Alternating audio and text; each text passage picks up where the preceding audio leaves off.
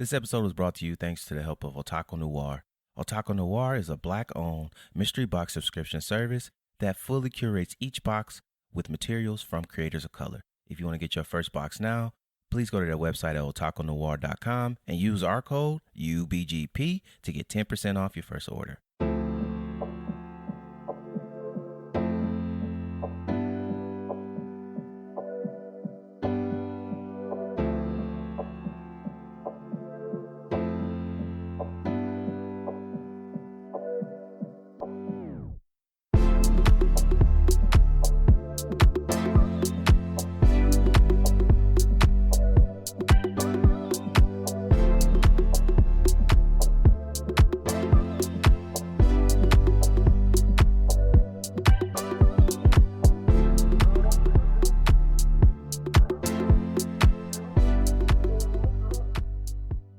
All right, y'all. Welcome to another episode of the Unapologetically Black Gaming Podcast. We are on season 3. Yes, everything that's good comes in threes. You know, you don't never order just, 3 burgers. That's a bad one. Okay. But still, we're on season 3, which means it's still going to be a lot of fun. And as always, I got a special guest with me. This person is a kangaroo enthusiast.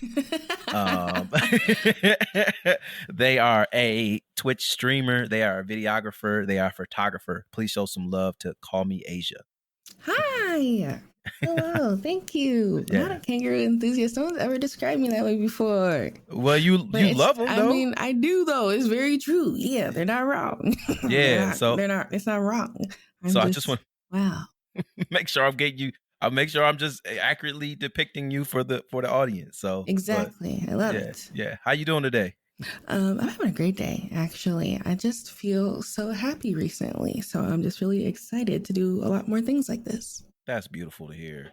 Gotta love happiness. Gotta love black joy. Black joy. Yes. So the most important question of the day that I have for you is what is your first gaming memory? So like, what's the first game that you remember playing that you were like, oh, this is going to be not necessarily a career pathway, but like a hobby for you? Yes. The very first game I think I ever remember playing is Paperboy on the Nintendo. And I think around that same time it was also Soul Calibur. So I was exposed to 2 because I think we had been into the Dreamcast era a little bit before I was introduced to Nintendo. And I think I was really obsessed with both of them for different reasons. Mm-hmm. But Soul Calibur really, oh man, I just feel like that was the best thing because I wasn't good at it when I started. You know, none of us ever are. But I was also the youngest in my family who always played the game and I didn't play as much as them. So I would always feel like I was behind. But one day something happened and stuff started to click and I started to win and I was hooked. And I love them. I just love them so much, but I don't play fighting games as much anymore. Man, you need to get back into it because ain't nothing better than busting somebody's ass that's just been talking shit for like months, years, and then you finally start getting it to them, and you just consistently keep doing it, and then they don't want to play no more. They're like, no, this is stupid. This game. Yes, that was what it was for me though. Some of that, the +1, the +2s. I saw someone sitting there saying, "Oh yeah, he's up and it's knocked out and something staggered this something." I said, "Oh, I don't play like this. I just be mashing buttons. Oh, I'm very scared about this experience." Yeah. I feel you. Yeah. Once you start getting technical, talking about hitboxes and the stagger. Exactly. And I just know high, low, mid. That's all I got for you. And then people be doing like dash cancels, and it's like, what? I didn't know you could cancel what you was doing. You know, like there's things that a lot of people do. So yeah. But exactly. Yeah, that's what's up though. That's what's up. I really like that. So I really want to get like your origin story. Like, so like, what was your like? What was really steered you towards content creation as a whole? Because you're a Twitch streamer, you're a videographer, you're a photographer. So like, what really drew you to that pathway?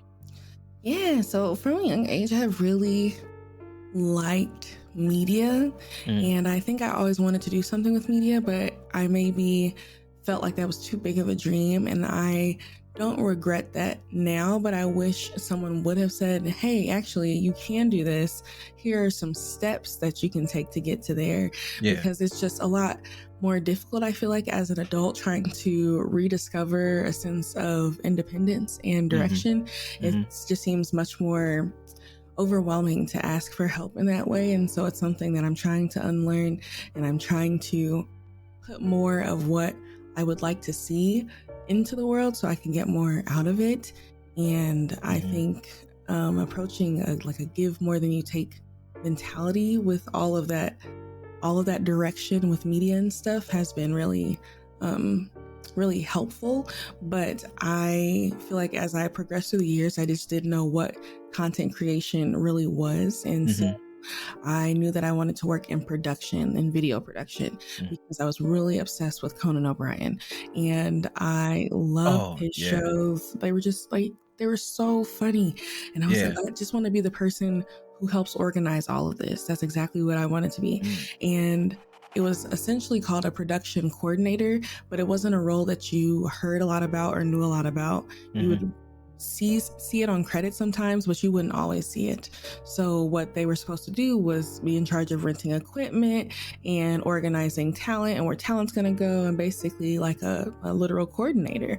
And I think that role suits me much more now because I'm really into project management and social media management, community management, those types of things. So that role has still been something I like to do throughout my late career. But I guess not late career, it's still early. I'm not like 1,000 years old, but I think that most of that experience is what I wanted out of life. So that's kind of where it started. And then when I was like, oh, LA is way too expensive, I'm not going to do that ever. Yeah.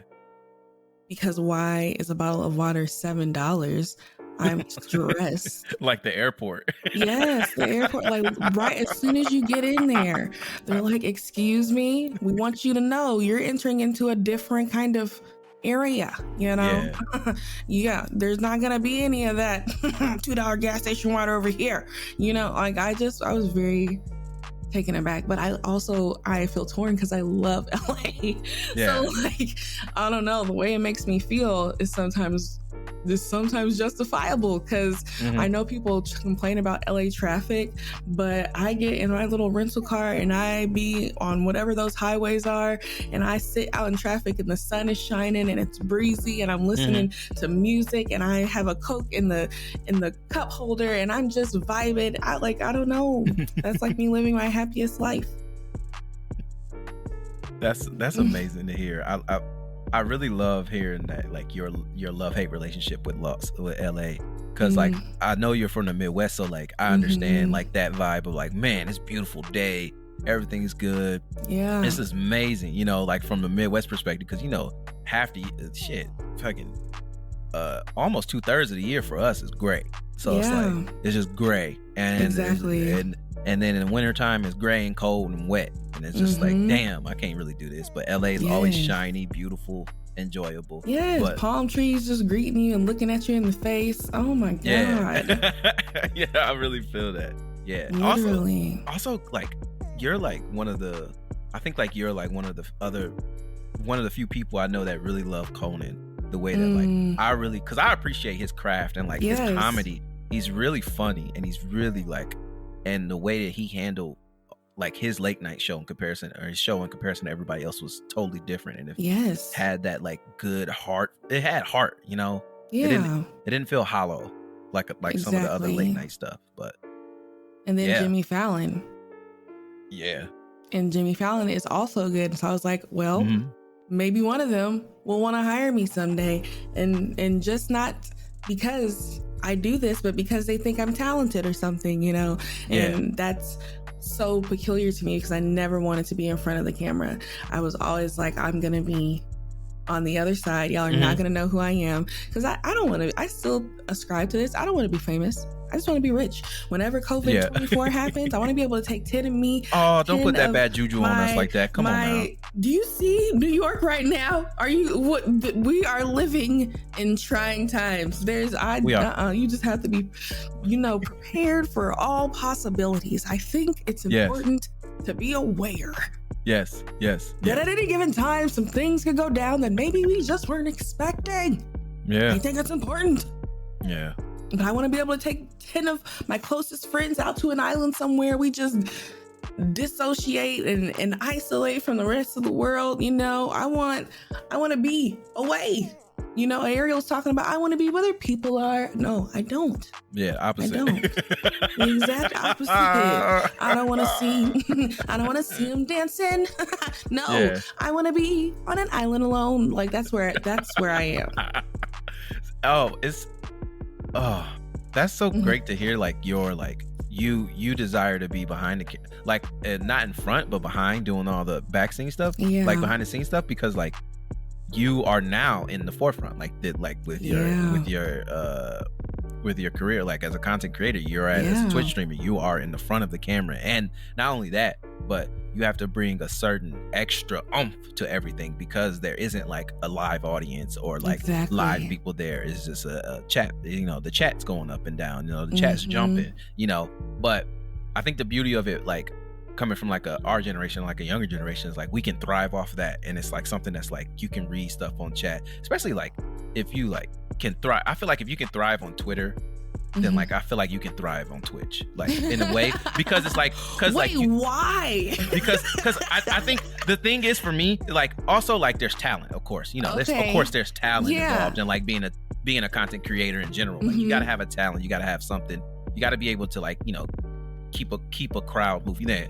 But like Twitter, you can get reactions out of Twitter that you never thought, or like get like a deep chuckle from like just like reading a line of text on Twitter in comparison to like watching somebody do stand up. Like I've laughed harder at random people on Twitter than I have at a lot of people stand up, just because it's so relatable and so goofy, and it's just so ridiculous. Funny. Yeah, and it's so funny. Twitter is unmatched in the best and worst way. Like just the best and worst way. I don't even know. You see sometimes something just stops you mid scroll, and you just you just swipe up on the whole app and just let that go. You just get off and go read a book or something. Those are the types of moments you're like, okay, that's enough for today. Whatever happened, or like we gotta let it go. Or like you'll get those random days where everybody just mad, and you're like, why everybody mad? I came on here to laugh, and it's like, dang, everybody mad at a random, and it's always random. It's never the same thing. It's always random stuff. You like, dang, everybody mad today. Let me get off. Go out into the real world. But truly, so like when you started out doing like Twitch streaming and like just being in front of the camera, like how was that? Like how did you break away from like, because I know you probably had like a mindset of like in the back of your head, like I really want to be behind it, like how did you break away from that to really like push yourself to start doing that more frequently and building the following that you have now? I was a pandemic-born streamer.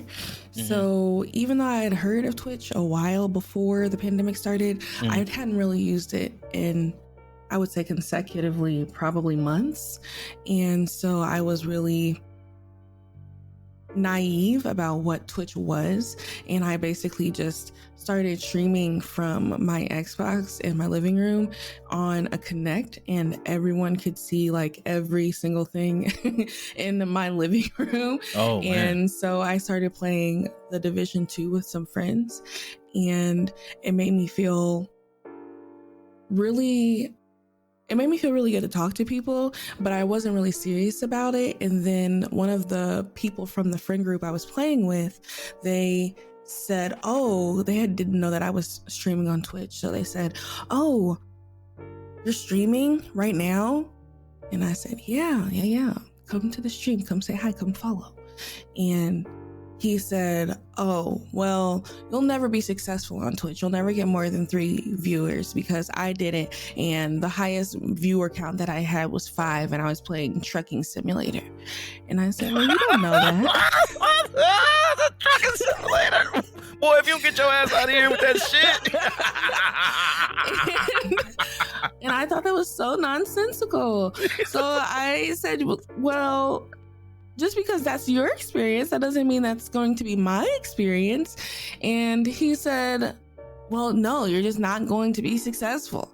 And I was like, okay. Hey, that's a hating ass nigga. Like, that's a hating ass. Yeah, unfortunately, he was one of the male sapiens.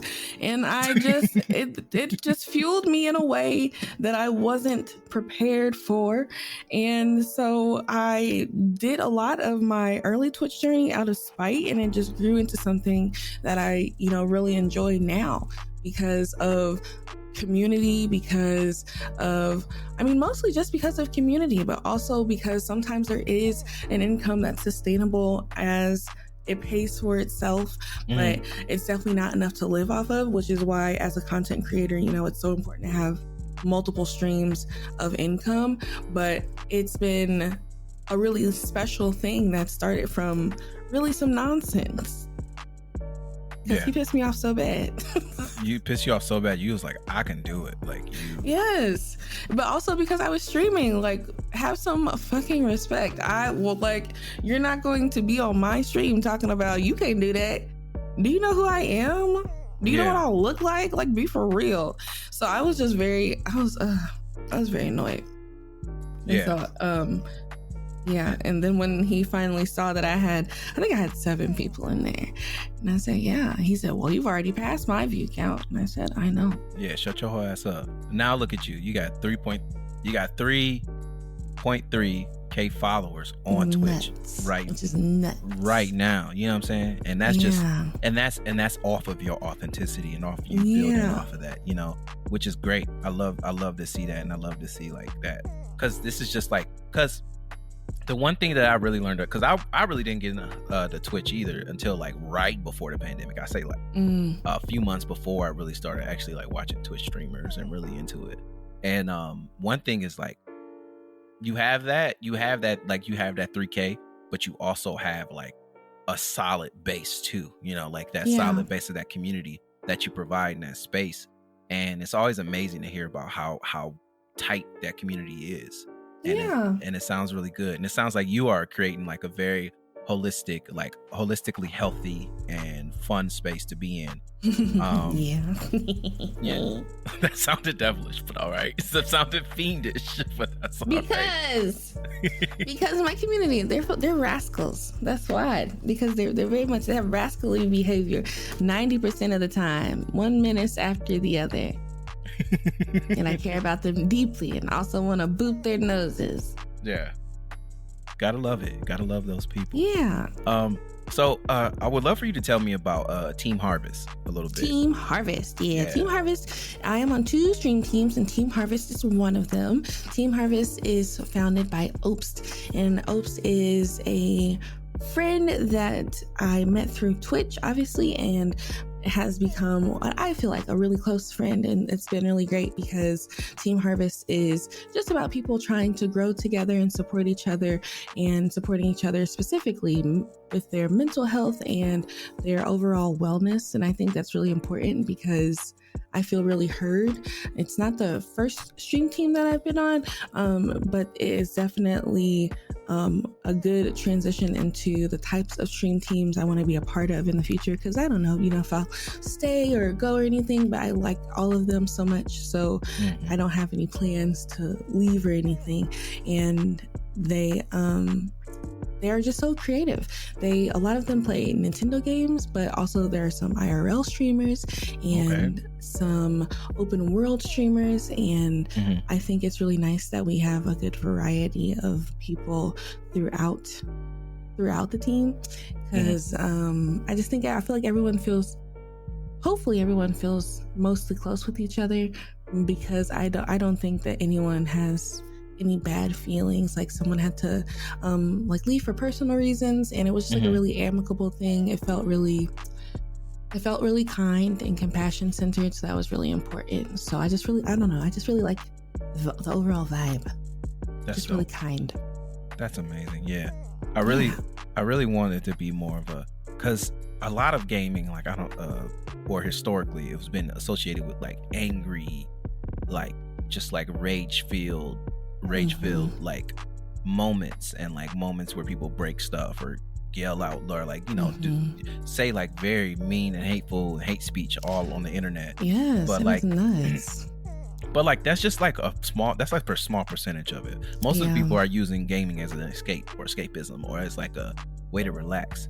And I feel like, and it's amazing to hear like you're like putting that at the forefront. It's like positive mental health. Like that's what's at the forefront, because it's not on the back burner, because I feel like that's what happens a lot when it comes to organizations. They like go to build themselves up, and then they build themselves up, and they're like, yeah, now we can go, but it's like we're already burnt out. We're burnt out by the time we made it big. You really do. And I think that is a really good aspect for anyone to uphold going forward. And I'm really appreciative that Team Harvest has that as a principle, and so does BGG, which is my other stream team. And BGG is Black Girl Gamers, so they're shout out to Black Girl Gamers. Yes, shout out to Black Girl Gamers. I really want Black Girl Gamers on the show. I don't know how many I can get on the show at once. I would love to get all of them, which is a lot too many people. I don't know if we what do you mean all of them? What do you mean you want to get them on the show? It's an organization. I know the organization, but every member of Black Girl Gamers, I want them on the show at the same time. That'd be huge. I think at the same time. Yeah. What? Do it big, baby. What? How would one person would have to talk for 3 minutes, because the entire broadcast would be 10 hours long. That's how many people are in BGG. Well, if people can watch like the ninjas and the other people in the world do 24-hour streams, they can watch 10 hours of BGG. Oh, you know what? I hear it. I understand the vision. I get it. Yeah. You know, a BGG-a-thon. Let's go. Yeah. That might be kind of hard. Yeah. You know? Yeah. But I cut you off though. I'm sorry. No, I cut you off. For people who don't know what Black Girl Gamers is about, because it's really important to me to give BGG props where they are due. BGG is an organization that is committed to increasing equity in the gaming space for women and femme-presenting peoples, and they have been around for literally almost a decade. Like, that's nuts to me, creating opportunities in the gaming space. And I think, you know, a lot of opportunities have come to light because of the organization, but also a lot of pathways, a lot of examples. It's just really nice, and I feel really supported there too. So I love to talk about PGG. That's what's up, and I'm glad that.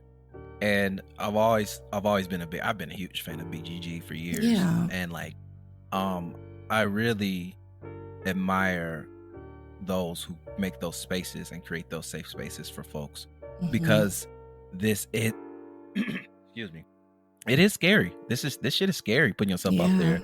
And if you don't have a support system, you can drown in all of that shit and all of that stuff, especially all that negative and toxic behavior.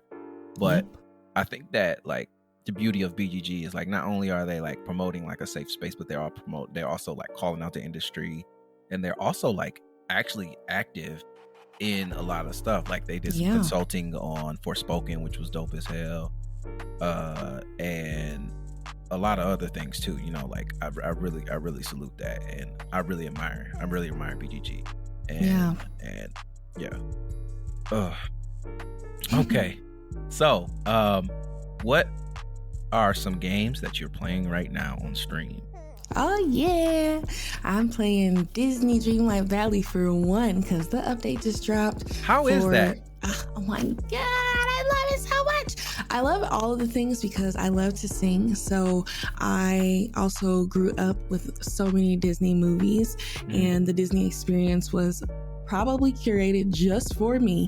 And I have seen almost every single thing, and I don't know, I'm just really obsessed with the universe of Disney. And we went to Disney World a lot when I was younger. And seeing like the fireworks at night and all these different things is just so cute to me, because especially when I was younger, like they didn't know how to do my hair at the little princess shop. They were like, you want to put on a princess dress? Well, guess what? I was too tall for all that stuff all the time. So they couldn't do my hair. I couldn't do the princess dress. And then any other thing that I wanted was too expensive. So now that I'm like an adult, I feel like I get to immerse myself more into it the way that I set on my terms. And I love it that much more, I think. But the game has been so great having everyone's stories in it, and also having little quirks and things that you would have to kind of hunt for, like in the movies, because, you know, like in the movies, they always contain one thing from another universe. Yeah. And it's really cool for them to integrate that kind of mystery and investigation into the game. And I feel like they've done a really good job with that, because they're still in early access, but the updates have been really great. Nice. That's what's up. I always see games like that and shit like that, and I'd be like, damn, I really want to get into it. And then I see how much work it is. I'm like, I'm good. I got a backlog of this shit. So, but I'm glad you're having fun, and I'm glad you're living out those Disney experiences. Also, that's some bullshit you ain't get to put, like, I mean, I knew they couldn't do your hair. I mean, that was expected. Like, which unfortunately, it's unfortunate, but it's expected in the Black community. But hopefully most of the experience now is not just that. They have people who can, you know, give those experiences to little girls who looked like me and had hair textures like me, because I was always one of those people that got in someone's chair and they were like, your hair is really thick. What did you expect? You were looking at a full afro as I sit before you. What did you expect? Did you expect it to open up and part like the Red Sea? I don't know. And why do you keep telling me that? I have a lot of, hair trauma. I just it runs deep. We're healing. Yeah. It's like you see this afro and you don't see my scalp through the afro. So you know what the fuck fucking time it is. Like don't act dumb. Don't act dumb. Yeah. But yeah, I love that. What else are you playing? Yes, I'm playing Disney. I'm really into independent games, and I'm playing The Last Case of Benedict Fox. That is kind of a side by side. Do they consider it a platformer? I think it's I think it's kind of a platformer adventure game. And I did not really know what I was getting myself into. I thought it was going to be more like a mystery game, but there are like enemies to fight and stuff. And I think it's okay. I was really nervous that I wouldn't be able to do a game like that because I'm not really good at those kinds of games, but I have been getting through it and I really like it. And I think the community really likes me playing it as well. So that's been nice.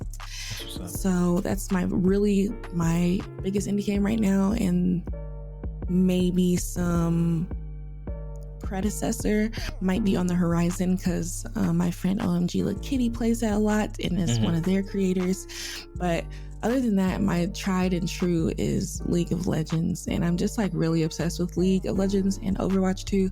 I really want the big corporation of Overwatch to get it together, because they're stressing me out. Like at one point I'm like, okay, you're acting like you're sorry for acting up, and then in the same vein, you're acting up. And so I don't know that I can continue to play that so much anymore. I don't know if I want to continue to support them, even if it's just with, the community, because I don't know. They were going to be acquired by Microsoft, but that got blocked in the UK.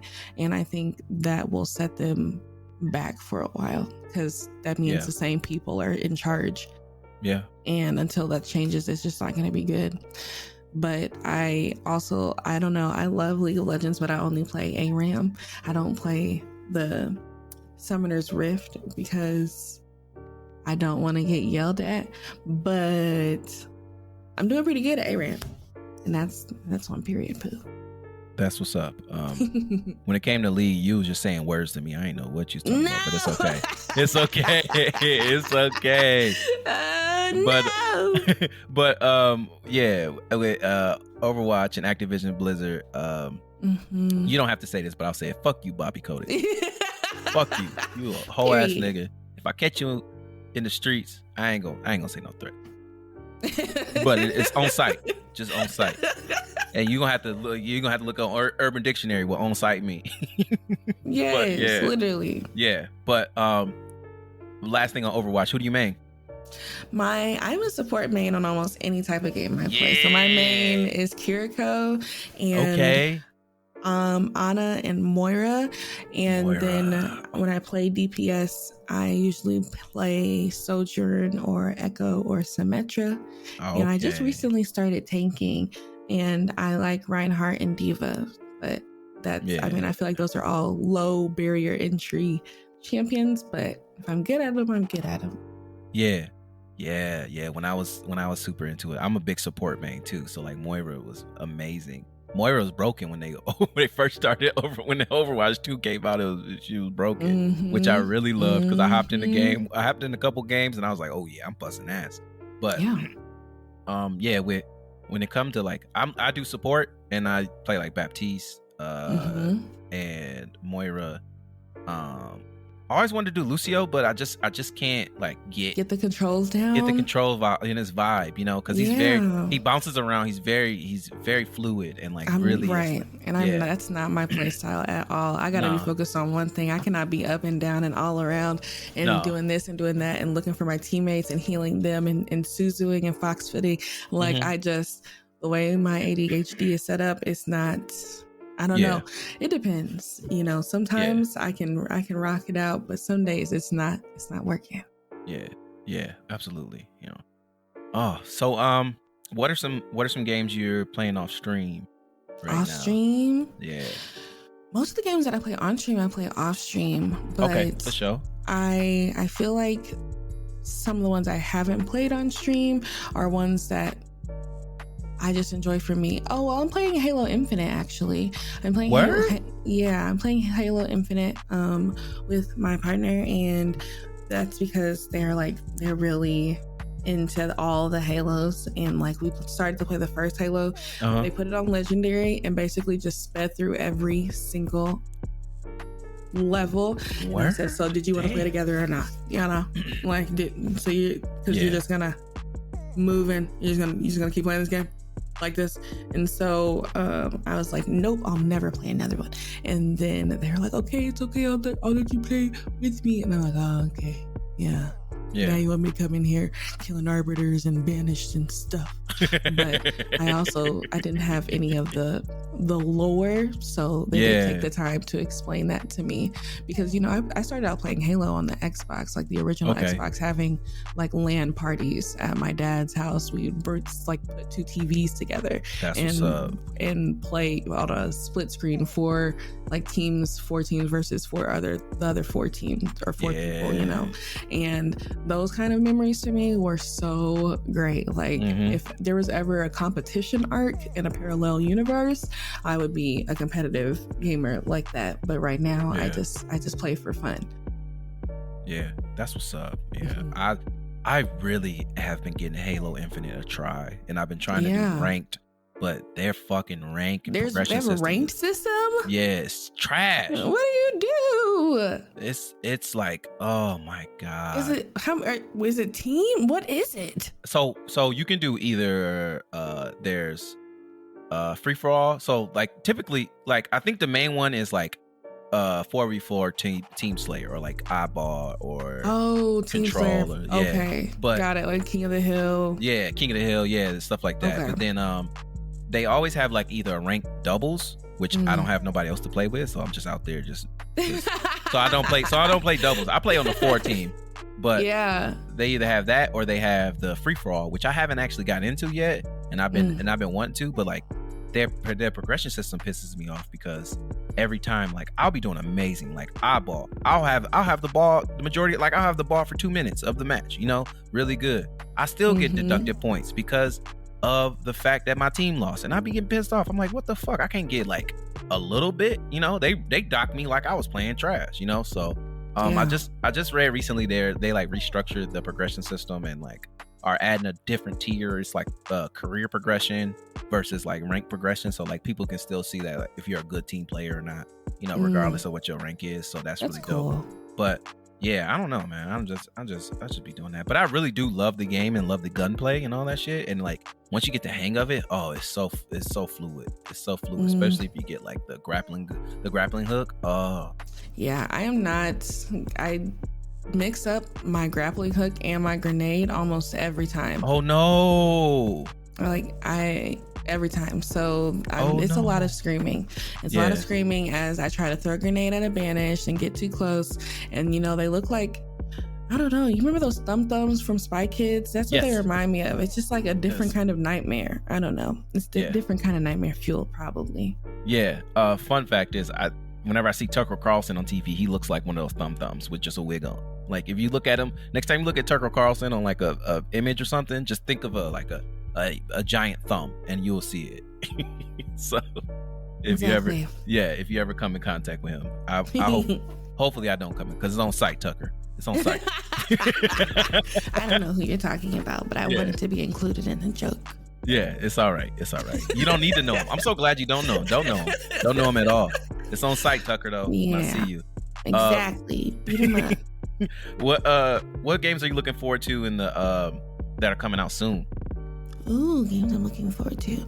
I'm really looking forward to the Disney Dreamlight Valley updates because they won't be done until the end of the year, and I think by the end of the year they're introducing multiplayer, which seems so nuts because the possibilities are literally endless. Like oh my god, I literally just want to play games with my friends. That's all I want to do. You just want to do hood rat things with your friends. Hood rat things with my friends, And I don't know if there's any games. I feel like there's a bunch of independent games that I'm excited about, but none of them are too close. Like I think Wayfinder is one, but that's kind of like an MMO. Yeah, massive multiplayer online or something. And I like those kinds of games because I want to be able to start a grinder from the beginning. I think I don't want to start any more that are already established. And I want to get Diablo 4, but I don't want to pay Diablo 4 money. Hell no. So I think it's $70 too. Yes. What the fuck I look like? Yeah. Like I have to prioritize because I'm trying to raise funds on Ko-fi for a Selkie dress for an event that I'm going to in real life. Okay. So I'm like, okay, like I need to allocate these funds first and then maybe I can get into it with them. But people are just, they progress so quickly. I am excited for Little Kitty Big City. It's like a cat, I think, walking around being a menace, like what maybe we thought Stray could have been, but knew Stray to not be, because I feel like Stray was a sad thing, and hopefully Little Kitty Big City doesn't end the same way with any sadness. But also Sailblazers, because I'm really into survival games that maybe don't terrify me too much, and I think that one's gonna be a cute one. Yeah, that's what's up. Big indie supporter. I love that. That. Got to support the indies. Got to throw them the cheese, man. They got to keep making they're coming out with some of the most original stuff now, remakes and remasters and rehashings or requels, which is like a sequel set within the universe, but it's like a reboot kind of. Yeah, that bullshit. No, I'm just kidding. I mean, but seriously though, get it together. Cool. So damn. Oh, so this has been an amazing conversation. Thank you. We're getting close to the end of the episode, so this is the time where the guest gets a chance to do some words of affirmation. So, so this is where you can give off some positive thoughts, some positive vibes, some affirmations that you like to repeat to yourself, or anything that you feel like the listeners should hear, and honestly, be connected to when it comes to lifting themselves up or giving themselves positive energy. So I'm going to take a step back and I'm going to let you do your thing. Okay. Well, I like to do affirmations when I wake up, but I also like to take an hour when I wake up to give myself some thinking time. And I know that that's really important for me because it allows me to focus on what I need to get done for the day. And when I wake up, I say to myself, I am a lucky girl. I receive favor and opportunity, and I am rich in both relationships and money. And it has not failed me yet. I feel like since I've been doing it, I've been a lucky girl who has received favor and opportunity. And we're working on the rich part, that I think that's still coming. But I know that giving yourself time to wake up and fully be in tune and aligned with your happiest self, your most calm, most relaxed self is so important because you prepare yourself for unknown circumstances. And I think we have a lot of unknown circumstances on the way. So I would caution everyone to just, I guess, meditate in the mornings and start your days off right, whether or not you get up in the morning or get up in the evening before, and that's how you start your day off right. So that way you can end it well too. Beautiful. Amazing. Oh, thank you so much. Last question I have for you is, what are 5 games you think everybody should know? 5 games I think everybody should know. Okay. 1 is Overcooked 2. I love Overcooked so much, and it's one of the first games I played on my Switch. My second one is going to be League of Legends for sure. I just love it. I think it's so creative. I think the fact that they've been going on for years and years and years is a testament to the game itself and how much longevity it has. My third one, what's another? It's Disney Dreamlight Valley for sure. Absolutely. Because it's amazing and it's a part of our childhood.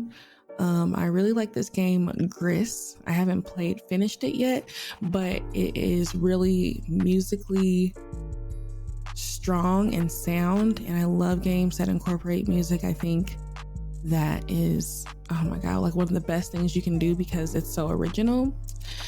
I would say Cat Cafe Manager because the story was really good, and it was one of the first story games I played that I was genuinely interested in and did not make me want to change to something else.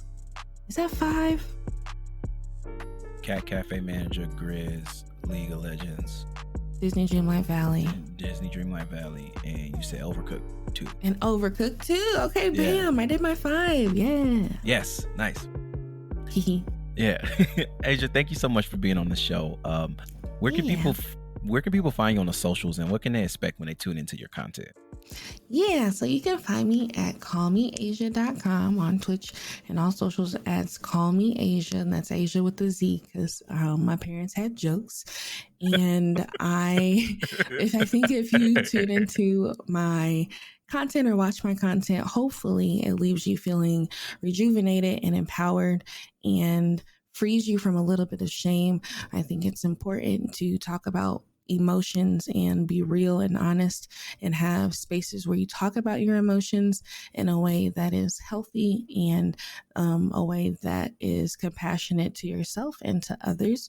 And so if you are looking to have a little more emotional intelligence and learn how that looks in conversation daily, then my content will help you with that. Awesome. Thank you so much. And if you want to tune into any of our content, we are on all podcasting platforms. You can follow us on Twitter at UBG Pod. You can follow us on Facebook at UBG Plays. And I would say Twitch, but we got to actually put that on the back burner because we got some big stuff going in the works right now. Some big event stuff going on, Exciting. So definitely be tuned in. But thank you for the ad libs. I love that. You're welcome. Yeah. That's my secret talent is if the Migos were like, boom, we need a person to be on this team. Guess what? I be in there, I got you. Okay. I appreciate that. And thank y'all so much for listening to this episode of Unapologetically Black Gaming Podcast. And as always, be happy, drink some water, and keep gaming.